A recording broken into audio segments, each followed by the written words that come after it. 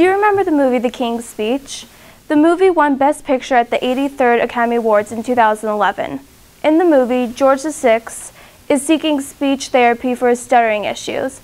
And another plotline in that movie is the relationship between Edward VIII, who becomes King of England, and Wallis Simpson, and how he gave up the throne to be with her.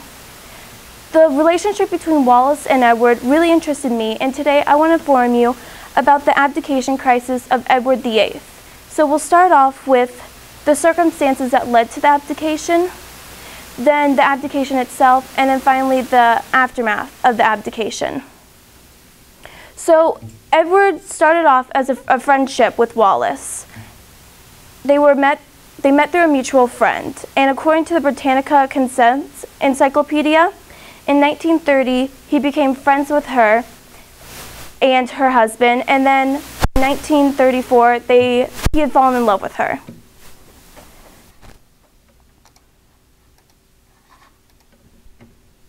According to Myers, the attraction to Wallis influenced Edward's decision to give up the throne. The picture, that's Wallis, and then that's Edward VIII. Once Edward showed interest in marrying her to his family, the church, and the public, he was met with rejection because she was a divorced woman. And according to the Brewer's Dictionary of Phrase and Gable, the public didn't care that she was an American commoner, but that she had been divorced twice and both husbands were still alive. And during the time, 1930s, the Church of England was against, especially royal families, marrying anyone who had been divorced, or against divorce itself. And the controversy of Edward marrying a divorced woman became even more controversial once he became King of England on January 20th, 1936, after his father passed away. Before, it was just a controversy of a prince wanting to marry a divorced woman. Now it was a king wanting to marry a divorced woman. And he was met with rejection everywhere, and the relationship became more complicated. And according to Brewer's Dictionary of Phrase and Gable, he was met with four options to proceed with the relationship with Wallis. He could either marry her and make her Queen of England. They could have a morganic marriage where she would not receive the title of queen, and any children they would have would not receive a title. He could either abdicate or even leave her. And King Edward chose to propose to her and continue the relationship, and since his family and the church still rejected it so much, he had to abdicate. And he started that process in November after a few months of being king.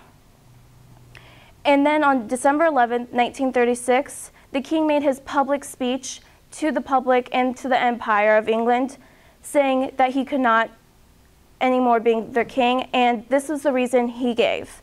I found it impossible to carry the heavy burden of responsibility and to discharge my duties as king as I would wish to do without the help and support of the woman I love. This news was controversial not only because it was a divorced woman, but because this was the first voluntary abdication. No other king had given up his throne unless he was on his deathbed and wanted someone who was healthy and could continue ruling to be king. So King Edward gave up his king to rule in the throne just on free will because of a woman. And after his abdication and stepping down as king, he was met with further consequences. After the abdication, King Edward went on a self-imposed exile in France, and Wallis accompanied him, and they continued their relationship. George VI, his brother, now king, gave him the title Duke of Windsor. And then on June 3rd, 1937, the Duke and Wallis married, making her now the Duchess of Windsor. The Duke and the Duchess were never accepted by the royal family, even after the abdication. And according to Chambers' Biographical Dictionary, Edward was not invited back to England with his wife to an official public ceremony until 1967. This picture is of Edward and Wallis, the first time being invited by the royal family, his family, to England. And this was 31 years after he'd given up his throne, and he was not invited back by his family until those years. Wallace and Edward stayed married for 35 years, till his death on May 28, 1972. So in conclusion, we have seen the abdication crisis evolve with the start of the relationship between Edward VIII and Wallace, which affected his choice. Then how Edward VIII came to the decision to give up the throne for love, and then the result of his abdication. If I had not seen the King's speech, I may have never known about the abdication crisis and how Edward VIII gave up his throne and his power to be king just for love. Thank you.